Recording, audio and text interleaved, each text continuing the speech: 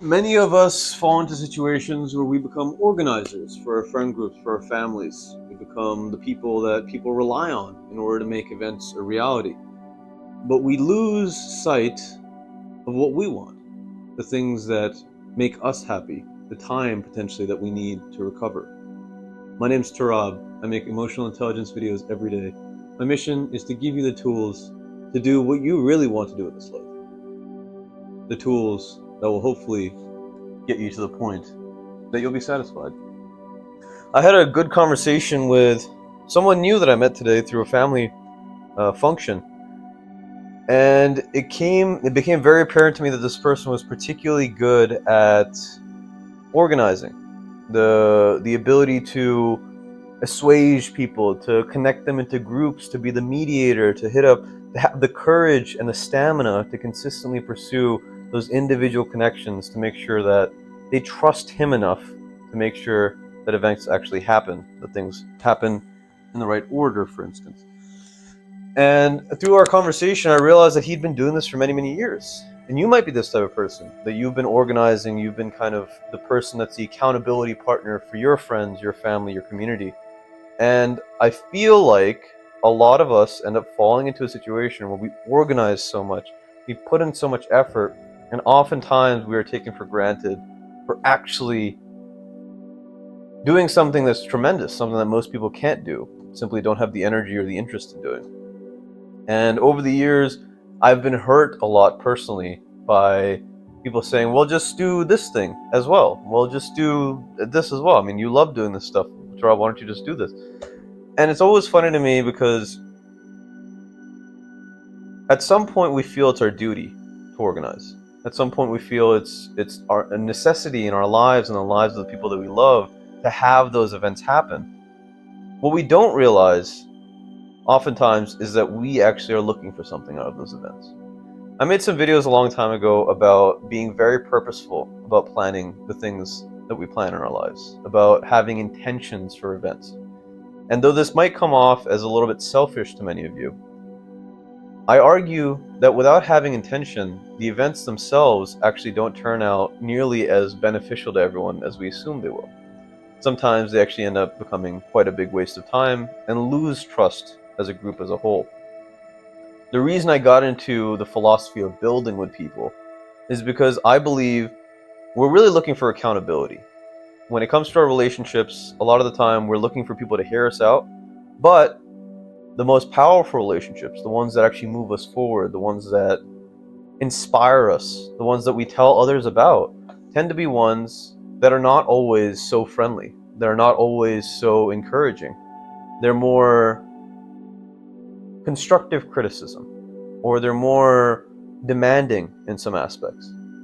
Meaning that when we set intentions for events, when we set meaningful initiatives, goals for ourselves and also our groups, hopefully ones that align with the things that they're actually looking for, in the end, months down the line, years down the line, we actually grow as a whole, as a collective, but also as individuals. And I think it's our responsibility to think about organizing as, sure, a responsibility to other people, but also a responsibility to ourselves. A responsibility to create events, create circumstances where the organizer themselves is actually pleased with the outcome, actually gets something out of it. An example is, for instance, throwing a party. I think a lot of people throw parties for the sake of having a gathering, for the sake of being inclusive, for the sake of perhaps giving other people something to talk about. Now, that may be beneficial enough. That might be good on the surface level. But here at Terravify, we don't just talk about the surface level, we talk about the deeper needs that we have as human beings. And oftentimes, a large party is not the way to get people to listen to our inner anguish or to give us the criticism or the feedback, the consolation for the things that we're actually looking for in life. What I've realized is that groups of 3 or less tend to be the most productive in terms of getting out our feelings, getting out the things that we're doing in life, getting out good feedback for the initiatives that we're looking to improve on, or the problems in our life that we're looking to hopefully circumvent or at least improve on. So when it comes to throwing a party, for instance, I'm not a person that will ever throw a party for the sake of just getting people together. And that is because my goals have changed. Personally, my goals have changed significantly in the last 8 months. But recently, particularly, my goals have changed to making sure that I spend my time with people that actually enjoy building things in the real world, building things that hopefully last and make a difference in a service sense to society. Most people don't do these things. Most people are averse to thinking about larger things, the larger picture, let alone the larger picture of their own lives, what they want to do, what we want to do in the next 40 years, the next 20 years. And I think this ends up creating situations where we exist kind of day to day. We exist in a state of perpetual trying to squeeze the most out of life, but not really knowing the mechanism that actually squeezes it, the machinery, the strategy behind squeezing exactly the part of life that we want to get from it. This might be an abstraction, but I'll give you an example. If I now have an event, the priority is either to network, to make a group of people understand an initiative that I'm hopefully embarking on, or to understand what other people are embarking on, to come up with strategies, come up with productive conversation that can help us actually improve on those circumstances. Hopefully the people invited have some experience on that end. Hopefully the people invited are at least curious about what that topic is or what those initiatives are. When it comes to our friends, inviting our friends over, I realize how beautiful it is to have a deep conversation with a friend, to learn, to laugh, to feel deeply about what one another are going through. I've done this quite a bit in my life. Why I decided to make a channel about emotional intelligence, because I'd like to understand people, I like to care about people. There comes a time in life, I believe, for everyone, that we find something that is a little bit larger than our immediate satisfaction.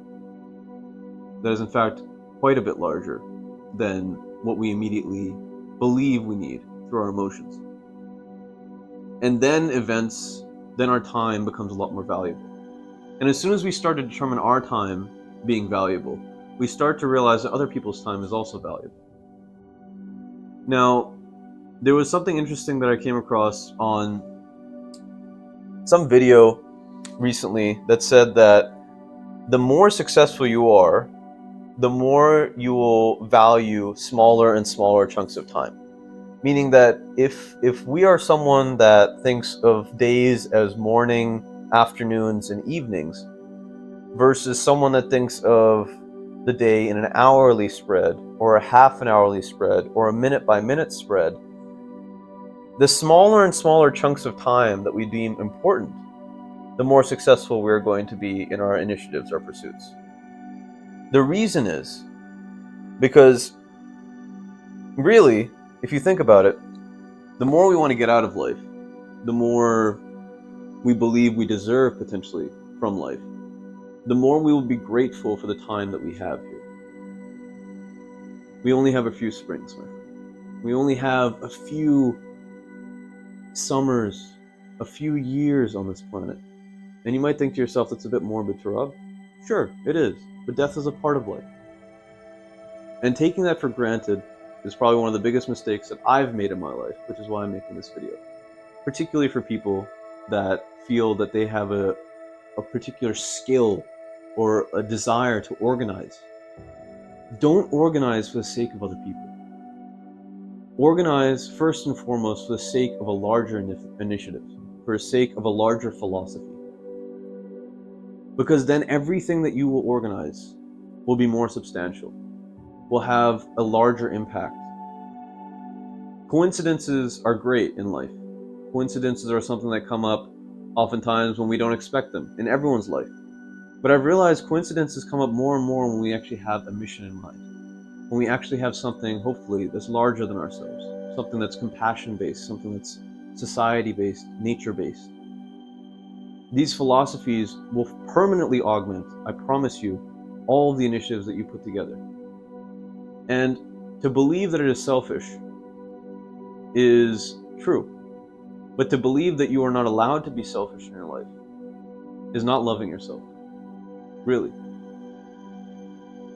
It's something that I had to get heartbroken. I had through friends, through relationships, through a failure to meet my own expectations.